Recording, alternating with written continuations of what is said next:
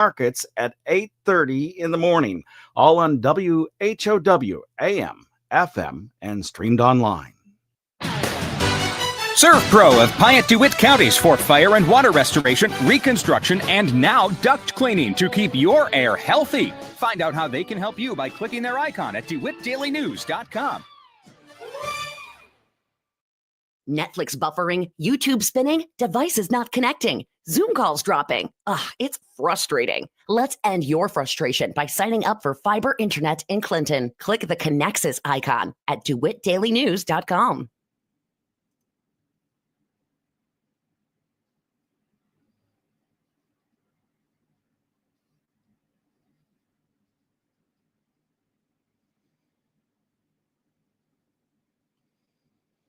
From the newsroom of Regional Radio and DeWittDailyNews.com, I'm Ben Hubbard with this expanded 8 o'clock newscast. The news streams to Facebook and YouTube, brought to you by Peterson Insurance, your Pekin insurance agent in Clinton. Clinton schools had a 4-day Easter weekend, but on Monday of the holiday weekend, teachers in the district spent the day exploring artificial intelligence, or AI. The district heard from an expert on AI and how it's transforming education. Superintendent Drew Goebel believes that there is a need for AI in education, and he and his staff need to find a balance. We had call him an expert on artificial intelligence, AI. And he's from the Regional Office of Education, and he works with over 20 different counties throughout the state and educates teachers on how they can use AI in their classrooms. How, just like with anything, you can have a cell phone can be used for good, it can be used for bad. Just internet, there's good and there's bad. There's what I don't want teachers to do is to say, oh, AI is bad, I'm not going to use it, because I use AI all the time at work. There's different things that and there's so many. There's whether it's ChatGPT or Gemini. I mean, there's so many different tools that you can use, but I want teachers to use it, educate students on how to use it appropriately. We don't want just throwing questions in there and then get that's not appropriate. While there was a presentation to the entire district, Goebel also notes there were breakout sessions the rest of the day. He talked to the whole district, but then he did a little breakouts with individual schools and kind of more tailored it to when he met with the high school teachers, how can you use AI at the high school? So it's how you use it. And there's so many different ways that it can benefit. And even companies, they're wanting their employers to be knowledgeable about how you can use AI. And you and I were just talking off the radio and how you use it, with sport and running your summaries of recaps of baseball games. And I've used it for whether it's helping me craft a message to the district. Cool. And then of course, then you have to tweak it. You have to make it yours. Exactly. It does calculations for you. You can, for financial things that a lot of times I'm doing, it can give me it can help me with that. So that it's like everything in the world, it's a tool and it's how you use it. And you can be responsible with it. You can be irresponsible. We want our students to be responsible with it and know how to use it. While AI is making its mark in education, Goebel says some places in education need a starting point. He also notes there is an education component for students in the ways it can make them and their work better. And again, that's why, and I'm by no means an expert on it, and that's why we brought in an expert from the ROE to help train teach our teachers how to do it. But it depends on what class. Like if you're in English and a student's kind of stumped on where to start, you could throw a couple questions in the AI to say, hey, I'm can you give me a couple starting sentences for my topics, this or I'm looking for research on whatever, and then it can give you a starting point. But then now it's the student's responsibility. Take those ideas and then create whatever they're going to create. And then so maybe they have I don't know how many paragraphs they have. They have a start, and then you can use AI to be like, hey, how can I make this better? What things am I missing? For sure. But again, you can't just go, oh, that's what AI told me, cut and paste, turn it into my teacher, because now that's just plagiarism. Yeah. And it's how to help students know what can they do, what can't they do, and it's education. AI is growing in its uses within education. Students are largely way ahead of the systems when it comes to knowledge and application of AI. Government bodies and schools are not the only organizations that participate in strategic planning. Jay Pratt, executive director of the Miller Park Zoo in Bloomington, explains that the last time a strategic plan was created for the zoo was in 2012, and he feels that not much on that list was accomplished.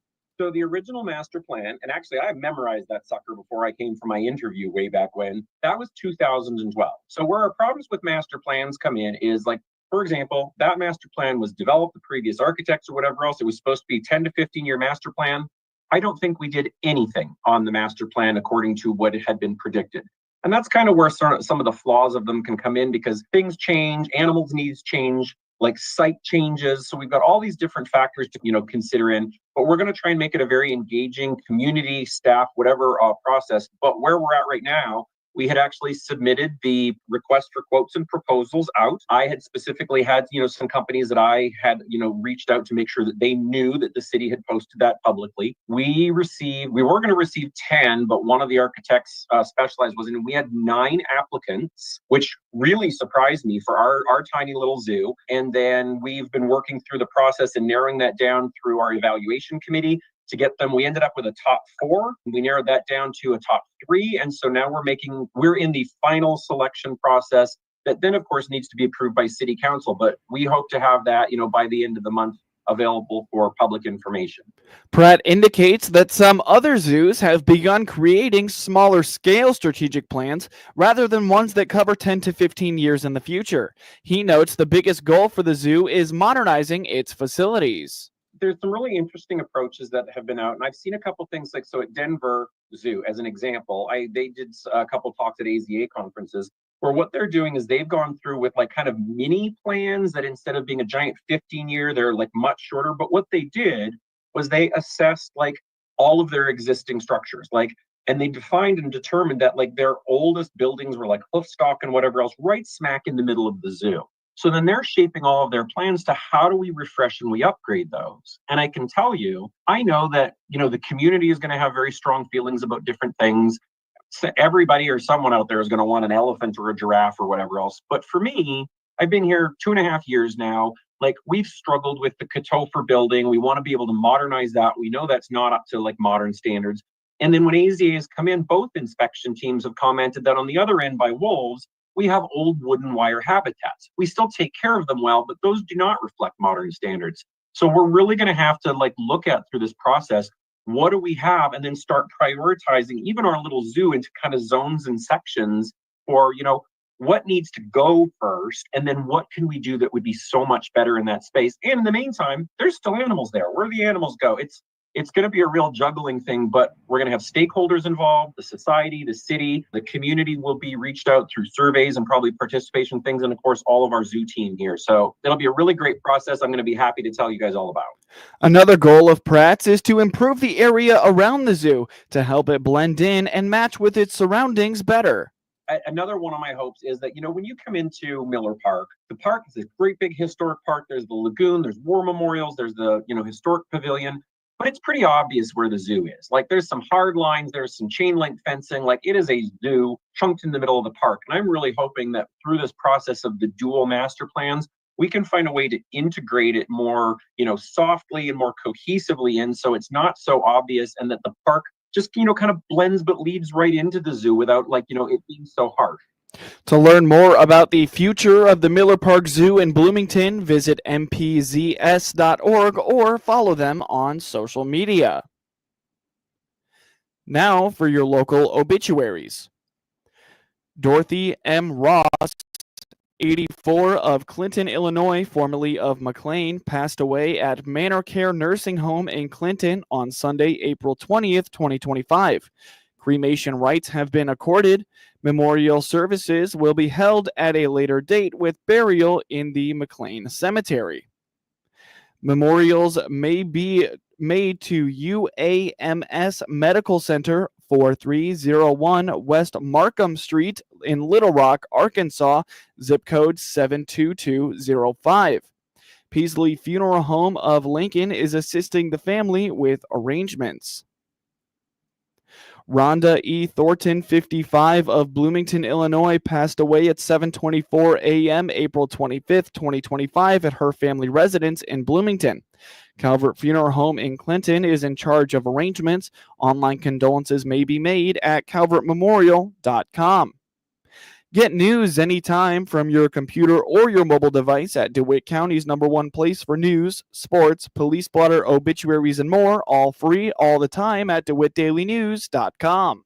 The old way of doing things makes sense for some things, like a hot dog at the game. The old ways don't make sense if you expect more yield out of your acres, because there's a new way to unlock the full potential of your fields, and it starts when you plant and list corn. With 4 robust trait tolerances, glyphosate and glufosinate, plus 2,4-D choline and FOB,